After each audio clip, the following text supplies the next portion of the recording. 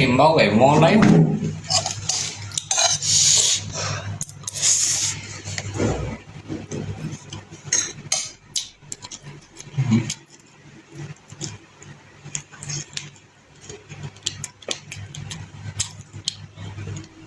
ăn đâu bề bọ này trên trong to nhìn bề bọ này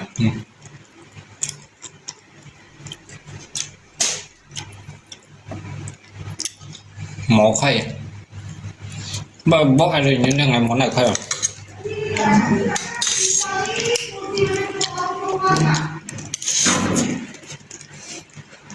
thấy đấy có mấy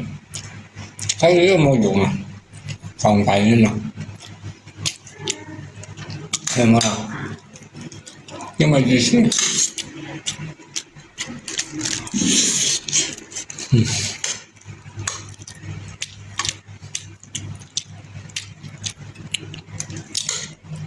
à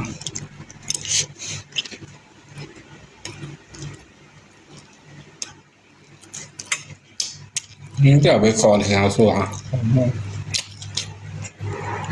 ini tuh tolong share gitu lah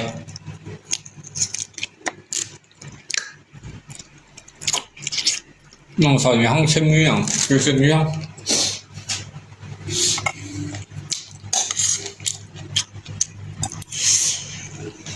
không có học cái bài là ẩm ẩm không cái này mà ăn xong mẹ học được thấy lại đây sao nghe lại không sao số 2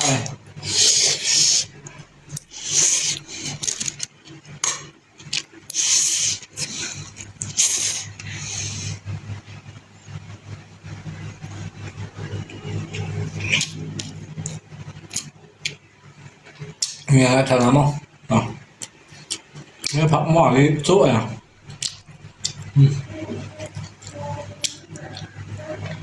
ở đây chỗ phạm mò giòn nhỉ không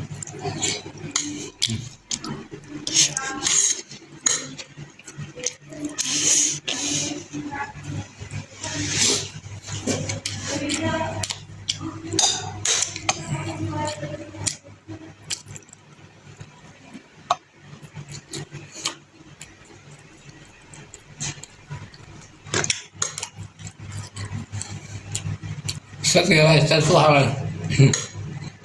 như thế ông cảm thấy pin ha tiền con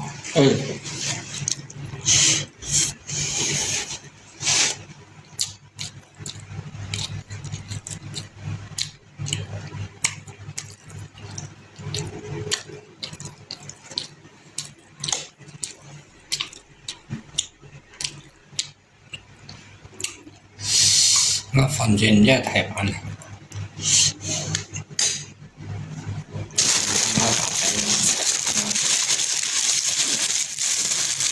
cái bệnh thì cái gì nó tập này ngon vậy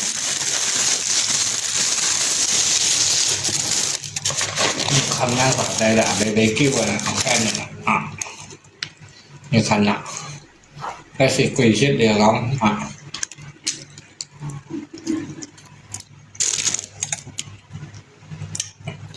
người ta chén phụ đều nhiều nhiều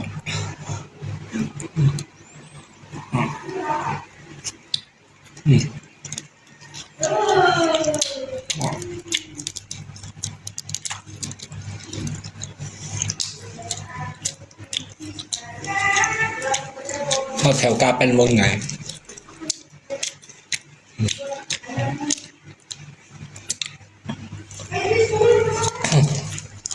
cái nhiều rồi như sắp bày nông hồng không thế là xăng đòi với những shit cái đó tạm thương những mỗi shit nhiều ngập say còn là món đó phải shit à những nhúc sầu xuống hay đang làm shit ở bên nhà mà còn nhiều nhúc sao các bạn rồi cả mang ăn đi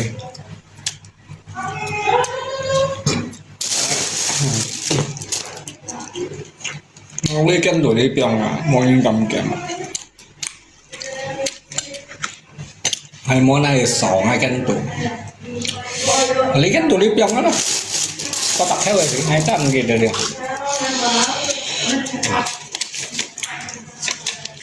thế mà đi được xiềng ăn thôi xoay thả nhân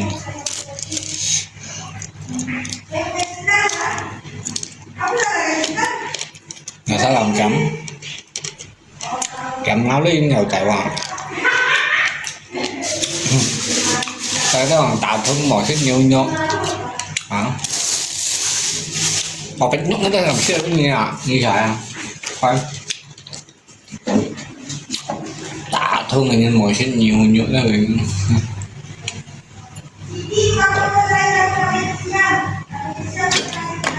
ngay cả những còn nó thấy như thầy kẹo nhúc ăn làm chưa các kẹo nhúc ở đó ngay đầu cũng cầm xưa giúp bị kẹo đó tao ăn nhất là bà ăn chiều sâu ở ngô xẻ lên ngày đông xì còn đi các kẹo ở đó tao ấy xích xỉa đó rồi ăn lạ sập hả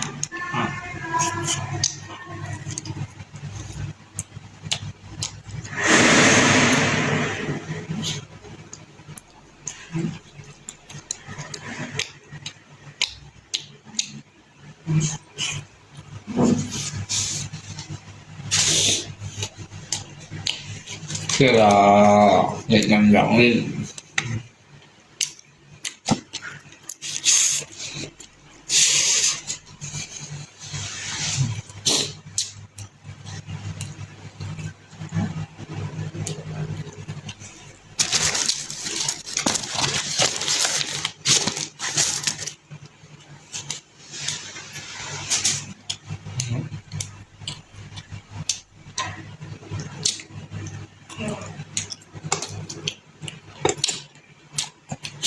ngay khi động một chiếc này còn mày hết rồi hay eo bên kia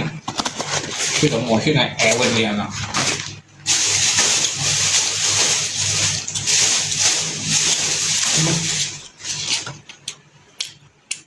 một hết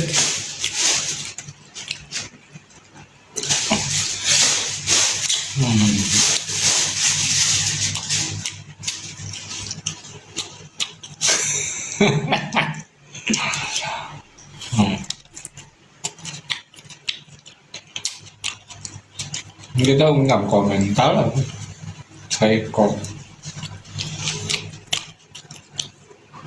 cái ngày block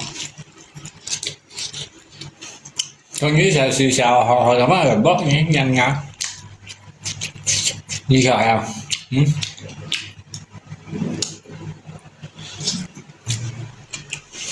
nếu là cái con còn như xài thì như tại thành công nó mới block nó nói bỏ luôn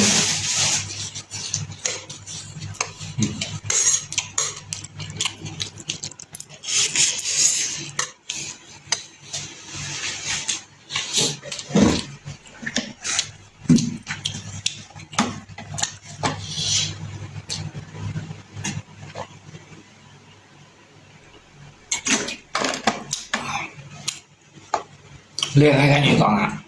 nếu xả xì xả ta sẽ ngô ngay bộ nhau bắt nhau về bộ gì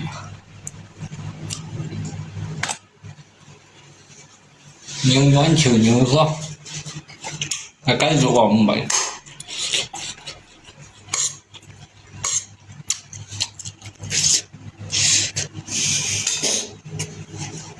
nghe mấy cái hò lắm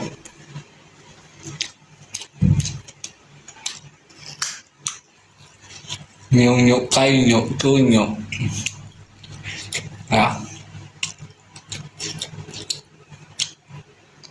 phần như tao như trăng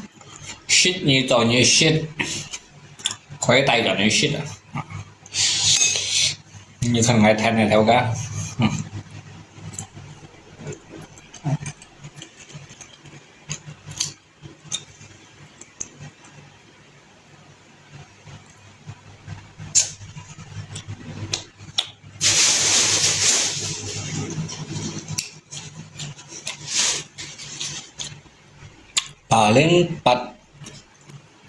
paling pat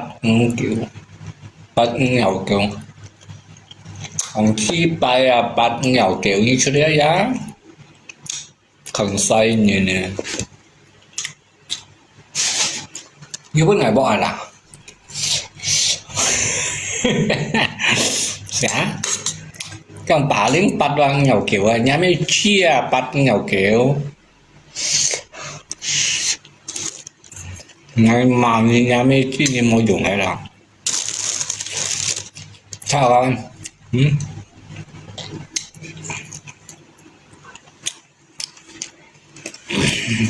nói thanh như là biết thanh nhau kiểu vậy hả nói thanh những kẻ nhân ạ xăm nhân xì nhân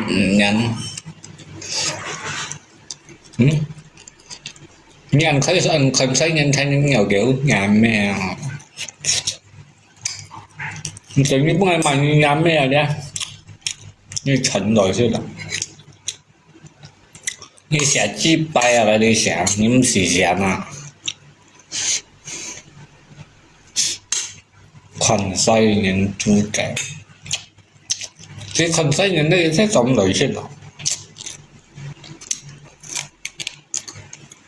đấy anh sẽ à còn lại bọt bên nhiều không như là trên cày cái chẳng lại lại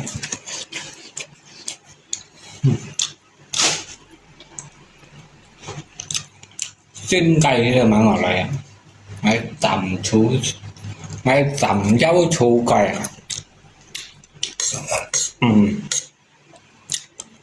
你这孙悟空啊，我是受妖出怪啊！哎，孙还有你班的呢，受妖出怪啊！你这妖怪你嘛来，用cái lọ xịt bát thành thị nhục.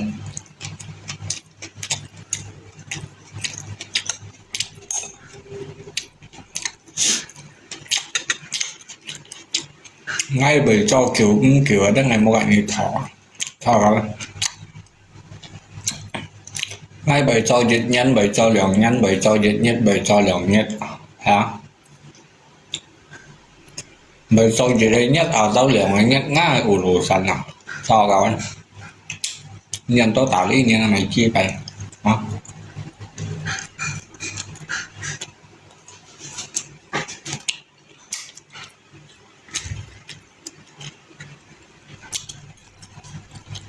mà phần trong sẽ vẫn thải ăn cao lại ăn hết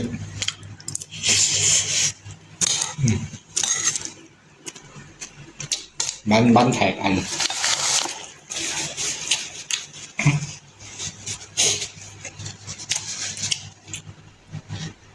theo các tùy thì cá họ đó thì các chuẩn kiểu được thành hai à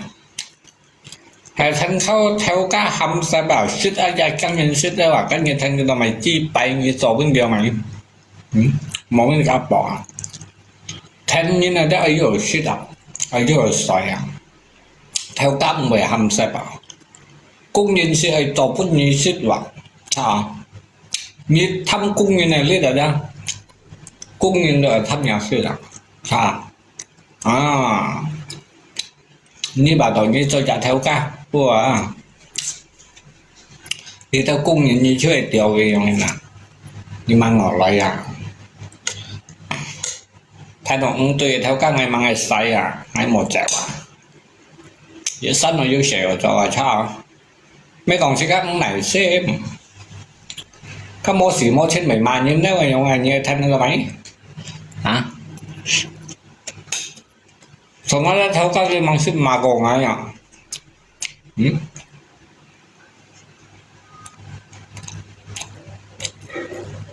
ngay cho họ với người khác cho khen đi tiếp với người khác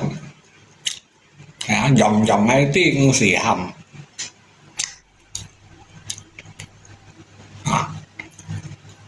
xích như trò như xích như chủ họ với người xích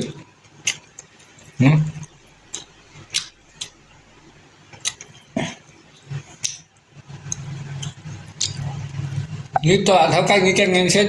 tôi kịp bài à hả nó bông bảy cho ai thành nó theo ca nhà mẹ cái xe hồi xây xích phấn ơi cái xe hồi xích chiêu rồi xuân nó sai xuân xây cái oi cái rằng xây cung nhìn kia nhà má thì cá hâm to dòng xăm nhân với con nó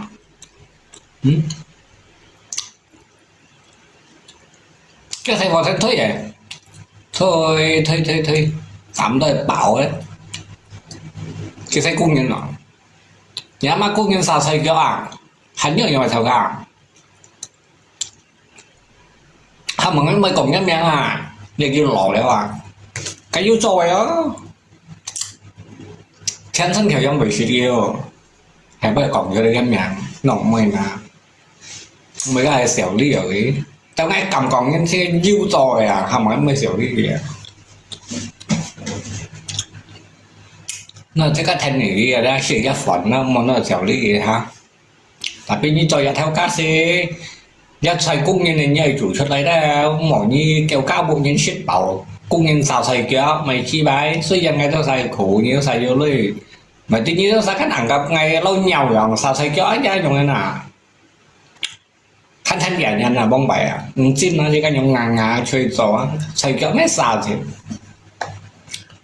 sao lý bọn khai kêu liêu ngày với hâm chỉ cái sẻ nhà ma chi à ngồi để sẻ bọn khai buồn này sẽ chẳng là yếu phấn tiêu cho để yếu phấn rẻ super xoay là cả hả ngay cho cái đó phải nhiều các chức nhân chỉ hiểu cái bởi yếu còn ngày đây cái bàn phun mình làm ngày mới còn hai lý chế yếu khăn lý đâu phun mình là mà các cô thì chỉ với nhau hả cho ngay theo cái này cái chủ cho đây sẽ cá nhân chọn như shit à hả một còn bị để cà phê một còn đi xem shit à hả nhỏ ở theo ca bởi còn cờ bảo căn cung nhìn nó trâu bún như xí đây là nhiều chín hả lâu thì cả trò thì chẳng nhân ăn bị vào vậy tôi chưa hiểu cái lọ đó lên mày lì khơi to cái cái tuổi chỉ còn đời sát này to bị xem nhiều liều hiện nhiều liều cái xe hiểu xăng chi gì tiêu như này mà kinh bún như lẩu như mày giống như nói hả cái hầm lộc cà ma thì xí đó kamu yang muda itu kamu yang lakukan yang tua kamu yang halus kamu yang bertempakan itulah nhà lưu chuẩn ăn to như mày khơi to khơi có sợi cho những nha một khi buồn như nào xây dựng cái gì chắc hết shit à cái dù cái hình nhìn quá hả một thằng gì ăn mò hay cái dùng xì họ đó hết shit đó bởi biến phật trời à như cho hay mò con như cái dịch vụ vừa này nhân chuẩn như tôi xảo hiểu một gì còn bay bình bèn lấy tay lót khô chơi chung nhau xìu họ lên lấy với tay lót khô như vậy chẳng ăn to lấy chẳng ăn to xin ca ăn to mà cái东西cái tự mình nha vậy như tao tay mình chọn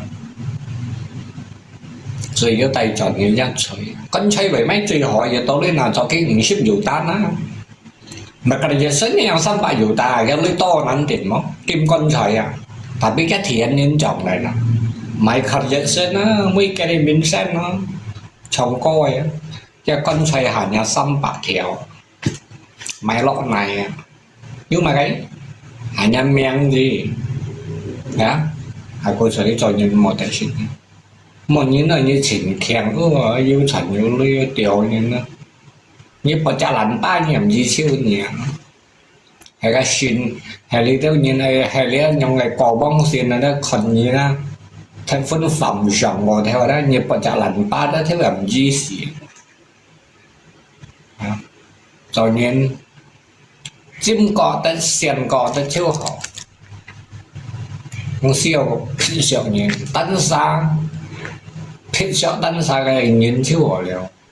mình như yêu chạy cổng nhân mô chạy cổng chết ca cổng nhân ha siêu cổng nhân chỉnh siêu bún nhân cổng đó có cái gì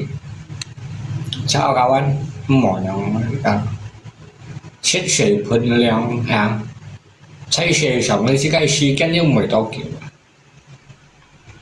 要不你多久的時間你想的把那個你吃的東西給你要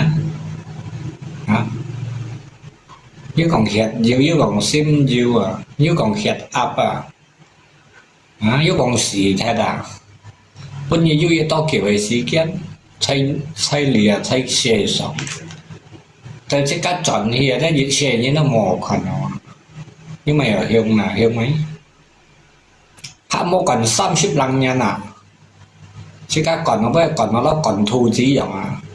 kinh bao nhiêu cái dương mày miếng sáng, thằng ở cái miếng cái da nâu xỉ à. Nhưng mày cung nó tôi tại chia sẻ cái sòng cái đến mô cung nó bằng tê đà cho như là ra ở dưới cho nhận dưới chặt cung nó tùy xe sòng xong phẩm lần bắt ở dưới cung lòi nhìn dòng bánh bày dưới cung nó phẩm lần ba đã chìm trong tao kiểu như này nhìn à còn đến một miếng tủ si thiên thải dình lá gì bộ tủ ấy nó lò heo chín sĩ thiên thải dình cái chìm trong to cung lò thì như có dạng phong hiểm chín là băng cát đấy cái cung lò tùy to ấy như đầu tiên không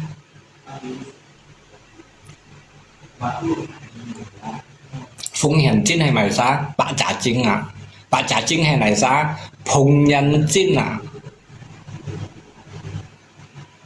xịt to xịt kịch là ca chịu xịt to dịch tịch là ca chịu nhóm con bảy triệu như còn thiên chi bói ngày càng xịt triệu như chỗ đấy chứ tùy theo tùy mới tùy tổ cộng bay tiền chi nhìn nào chỗ đi hãy đi mua đen lấy ngàn như nào như phân trò quần nó phân còn ngày không nhưng cái shit up水ghen này nào nha phong hiểm trên này cũng là ăn to từ đây đâu trùng nhìn phong nhân trên cái chín miệng phong nhân trên cái cả miệng nó phong hiểm trên cái phân nhìn nó cả cái ăn bạ trả chính giờ đi còn cái phong hiểm trên giờ bênนั้นnhá cái mấy phong hiểm trên cái phong nhân trên mà si pha dân thải diệu nó tùy thải à xe có cái méo là xe hay là xe hàng á xe đó mày sao xe hàm đầu cái miệng tròn hay là cái miệng đó tùy món đó sẽ cái ta biết ship lăng xoay liệu mà mình nhớ xì lô mình mò nhật đi hoa thường rồi bạn tí nha rồi nó bạn đấy khỏi dưới xong này khơi cặp này lá cái còn với nhưng mấy tiếng ngày sọ nhiều hơn như cái còn với khơi cặp này lá mà lấy bên khỏi dưới thằng như xong ai mình chẳng rồi không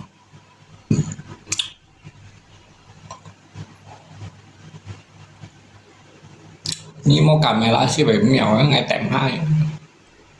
nha nhìn anh sợ mèo nhanh anh sợ rồi mau tidak disahkan wah ini apa tặng hay dâu cải ngay lòng bánh bày còn phẩm lần ba cái cung lò ăn thảy nhìn đều tim không dịch kiểu liễu ship nhân à dịch kiểu liễu ship ship nhân à chèo phun theo chèo đây là cái gì là cái ngay cả như còn tỏ thăm đây là cái gì là cái chỗ xanh này bên như dịch hạ phúc thì cái sai nhìn nhá bên cái bỏ siêu tại bên ngay thằng bây giờ tại biết tao bóng bài lò nhân còn ngày bây gì chiều bóng bài như mấy tia ha thong ảnh bây thôi đi làm này trong phủi phơi dây sụt tặng này cái xã nhân bên cái bỏ siêu mỗi khi cái xã nhân nhá xe đền nè tuyển nè có lý ngay là bắt bởi cổng nó lên miếng mụ tuổi xuân heo gì bởi yếu ăn to cung lọ như đầu tiên một cái cung lọ cái thầu heo răng tà thông tà đầu lọ cái cung lọ ăn thải tùy lý theo trùng nhìn chứ mình cái cho chả xin xiên là nó chìm trong tả kiều trùng sen mấy chuẩn ấy đi là ta hả mình xì á mó mày đâu nhiêu là các ông ta còn này phù vốn tuổi chỉ kia tắm nhiều thầy má cây mày cầm cho món cái mày đều lại cho em ba còn này tapi kan sih kan nanti như bảo tao như cả đấy đó chỉ như xem này như bảo tao nhân chỉ chuyện như 15 à các sang như tròn như điều không mong như cả đâu lại á hả xin mình tiền á xin mình tiền như này sẽ là最少的罪啊太难定cái gì xe những là难hạ不是mới còn mấy cái chiến sĩ chết nó chẳng ai tôi hắn chuyện kiểu à bên những cái cho siêu à kẹp bạn theo à bên gì cả cái siêu dần này với bệnh nắn kẹt cổ máy chơi người mò mới còn cái xin mấy này chén thiên chơi à cái chờ chơi cái xét mấy bút như cái kèm thư dần như chờ em hả sự các hiện hòn chén như các trò lại đó hay mỗi xỉu hồ đó tôi hắn cầm mò hay là mới còn cái xin mấy chén phiền nói ấy đi cái nhóm ngay trên như chỉ là hiểu shit trong kiểu hiểu thằng một dịch phu phụ này những đang ngã xả đa rồi chỉ cho anh coi lại phiền dịch lại chung dịch lại còn dịch lại hả tapi lihatใจที่เสียแต่nó như xỉ lắm cái được chuyện gì kinh xe chuyện gì đầu hạ xe cái chuyện gì chuyện như chuyện là lắm mọi nhà chuyện hắn cầm tâm nhau chơi à như dòng chầu dòng mỗi dòng chầu xe xong giao nhân chỉ dòng gì cũng dòng chèo tại đây cầu anh rồi số gì đi đâu nhưng anh của bóng bảy ngã ba anh chiêu thằng mày kiến những ngày về ăn của như tí nhà ba cho lấy nếu bị xẻng lấy bị phiền lấy mà dòng như đâu nhưng kiến như đâu sao mày tắm nèo nhưng bị sống theo trôi cho đây sang xe hạ thoại cái tắm mà nó một cặp mà đó bạn lại cần phạt tai à có nhiệt tiền khỏi với một bạn lại cần phạt ta à có nhiệt tắm mà nghe mà bạn lại cần phạt ta nếu mình như sống theo dòng tôi đang hạ xe những mẹ tắm nhá chuyện chúng những cánh còn họ hiểu rằng vẫn phải gặp ba thế nhộng phiền chọt đi tại chuyện những cái tại chuyện lý khi phụ những cái khi phụ kinh phụ gì kinh phụ những cái hạ thoại chọn đó đó bắn sang những sự là nặng khổ nhưng mà ngày còn ăn to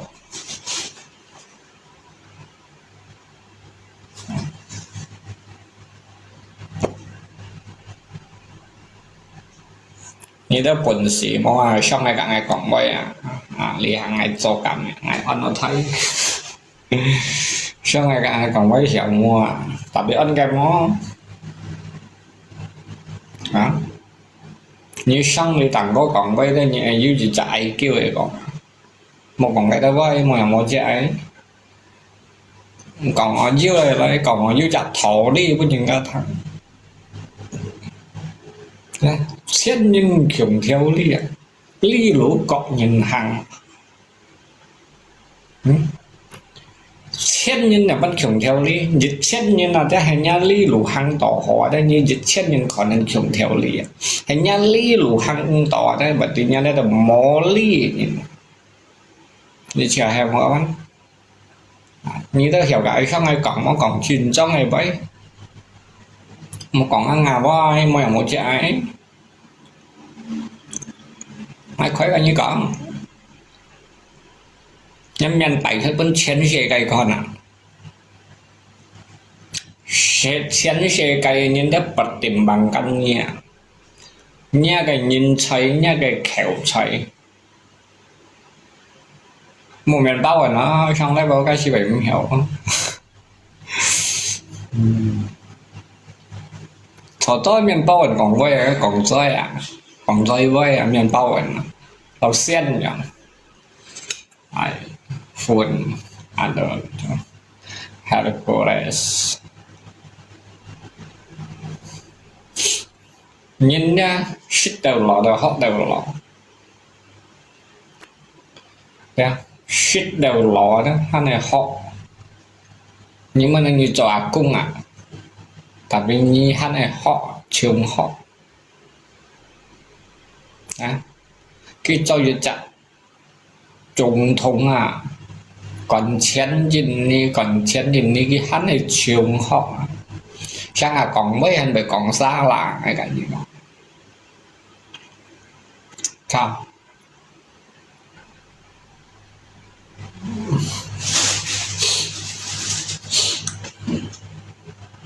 cô sở với ngài còn cho những cho phân như chặt trùng như này cung lọ hiểu cho phân trùng như này cung lọ như cho phân trùng như này cung lọ hay mà cái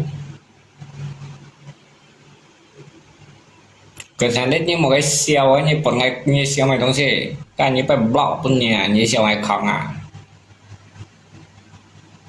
như chỉ còn thì phải ngay như nó hả hay chỉ sang như mọi siêu như chân sĩ siêu này hay à linh chơi absent nó sẽ absent đến vậy như lại còn ngay cái đời chuyển phần thì mình hay su ham mô lại cáiผู้อย่าง ai lép rồi ai cảnh gì vậy khi mà làm mình cũng như chân sĩ đời như chưa đấy chứ em su cắt à vậy tí như chân sĩ đây như mình cho à quân không như siêu này không à như mang yêu còn bao nhiêu như hành nha siêu nhá về blog mà tuy nhiên cái chân sĩ như mấy gì khác đó siêu ấy nga đến mẹ vẫn như siêu à nhà đã Phật không như này khăn như mang ở lại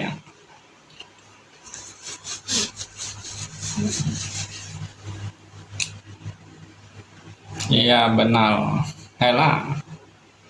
nhà đã tiến chi nhân Phật không nhân vẫn như này không nó mày say blog bên nhà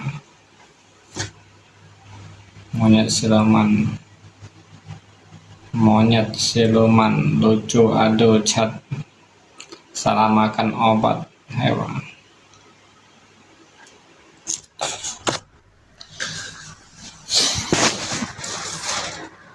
như thằng cái đó sư phụ tao chọn như thế đó bù lót bông giá thầy tu sinh tì bù lót bông giá thầy tu sinh tì trong khi ngăn dạy phùng ngăn chín sân kiểu chín cháu con ngăn dạy thầy tôi có liền nhân gây phá con tì bẹt tì các sư bóng bài sư phụ đã hiện trong nhu trò đã bẹt tì có để bóng lỗ sen cái đó sư phụ bóng bài đó lò châu nhân tài nó có để sát bóng sen xoay các sư nhân tài mà sát bóng sen xoay thì xây bà tù làng kêu mà các sư nhân tài mà trong khi nhân tài á đều xem trong nhân tài người ta trong khi nhân tài cái xin miệng hắn vô xin lùi thầy đại đó có để nhóm cây bóng dùn tung bạc cung thế này xã tại như thế không bóng dùn tung bạc cung tao trong ăn tài lý là cái sư phụ với chơi bù lo còn cái bạc cung này bù lo còn bạc cung còn hơn cái còn xưa này đó cái thấy trong ăn lọ mèo cái sàng chu tại vì cái miếng ở trong ăn cái chỉnh miếng đi mày miếng này được gì đấy cái bóng bài sư phụ đó cái tạm mày xin tạm bóng dùn tung bạc cung à bóng dùn tung bạc cung hay mày xin chi nhiều chín à là ban ngày bởi cổng ngồi chi nhiều trên như được ti một cái sự giả đó như thế một tí như thế ship lăng xoay lưu ship lăng xoay hành băng còn có tí à hả ở bên cách mời cổng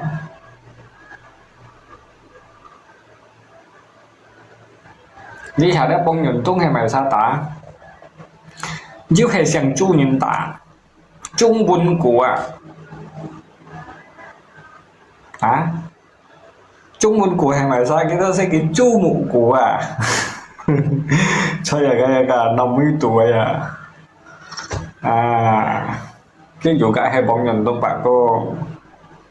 hả nếu hay xem chú nhìn ta tapi các bạn không xem bóng tapi các thông tin xem chú bạn cũng xem ở đây dưới xem như lý bạn cũng như kim săn bạn cũng như lý bạn cũng như bóng bạn cũng hả như lim bạn cũng cái kỳ sĩ trình trong như chợ xiềng này như trời hay mong các bạn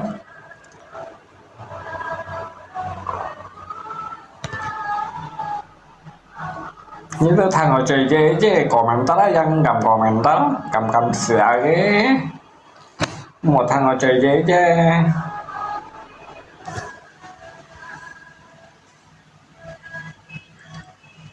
nhưng có nhiều ship ra đi cho này thằng này còn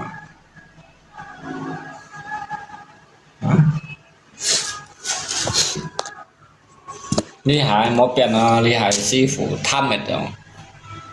係幫拜師傅轉裝行，幫拜師傅咧係冇騙你咧，佢按殺比方講收部收人嚟咧，佢話你熱燉奶啦，含來一燉貨鋪啦，幫拜啱數公hành生嘅行一燉水鋪認真恐怖，係咪先？em miệng nó bong phật bỏ cái cảm nhận này mà ta cái cảm nó thầy bà mấy anh nào cái cảm nhận đấy người ta sao anh sẽ xây cái bạc tăng có xin coi được cái pha sĩ trình trong yêu tròi con cái kia mô tả thông cái gì họ này kiếm gì tả thông cái nhân tiền nào quỷ nhà thì cái bây dịch hảo pha sĩ cả bây kêu câu ngày cái châu sụp cái chuyện nhân cung quỷ yêu cầu này cái pha theo cái máy pun này cái thuật mùng ấy nó thằng ấy kiểm cái pha theo cái thỉnh cha cái sàn cái pha theo anh ngã bụi biển đó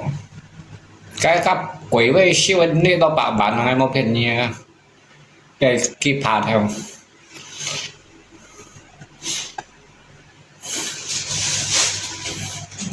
mô lô liền lý hại sư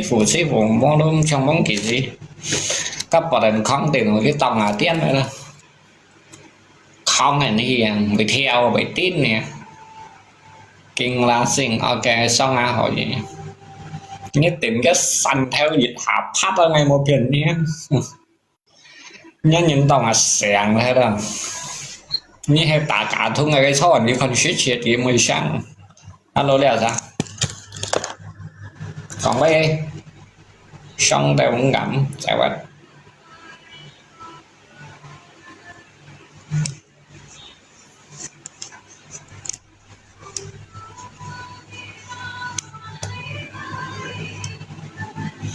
chỉ anh tôi nhìn con gì đấy yêu gặp mong rồi đó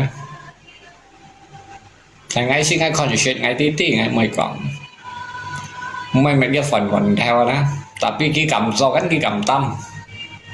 như lại gặp một lại chỉ cái bùi sinh ngân chỉ đó cái东西有老gặp một lọ nhau rồi đó phát thông này những chỉ cái ti cái sau cái chỉ cái ti lâu yêu gì chậm mạnh này rồi nha mẹ hiệp hầm đò hay hiệp cánh hầm đò tèm cái đó nhìn cái hầm đò đông nhỏ ngàn đò đông mạng này như thế mạng này đò đông cánh như mạng này hầm đỏ dưới thiên hiếp dưới thiên tuổi vậy đó thì hiếp bây giờ mẹ hiệp về tao nhắm đồ nhắm còn à tao cũng nghèo cái thổi dưới nhau à cái东西啊cái lọ đồ chỉ cái nhau đó lâu cái họ chỉ mèo thằng nó kia về thằng thì cái chèo nhau à và đó chỉ có một bên nào kia nó chỉ có bảy chiều bảy sầm sầm kia nhau còn à cái đầu UFO cái chỉ cái số này máy chơi một hiệp về thằng bên này tuổi cá đầu một chỗ anh to ngay tí à mọi người còn xích liều liều liền mạng hai liền to nhưng mà mình ngay xích để liều liền mạng ấy ngay à đi xích liều liền ngay lối nhiều à ngay máy tao chạy xích ngay đâu bằng nhiều à nên bây mà lấy xe liều liền phiền như đều vậy gì na lấy chọn tặng nên nặng ship kéo về ship đã hắn bởi ship đã hay đã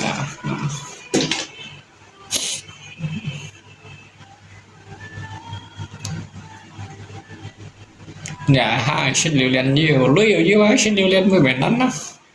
mang nó không bao tủ đi thầy này nữa à cái soi dòng này nữa anh mang đi tủ thầy này nữa nè đó anh cái chọi em anh lấy ngay xì dần biển cái tao gặp kiểm á như chiều anh dẫn bọn cái kiểm sang chóc ngay máy phận với tụi mày ngay phun gì tại vì mỗi những đầm kiểm là HP cái chặt à đi kinh đi tặng có đi chẳng hay nên sợi vẫn ship chặt nhỉ tại vì không phải cho chết nhưng mà chỉ có cái mua xưởng nên phải cho chết à nhà đi nhìn ra phải theo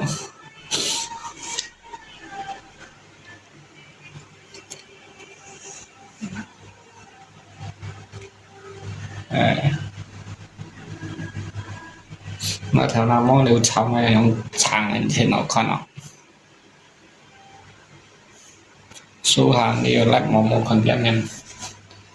học theo là cao nhau bye bye rồi á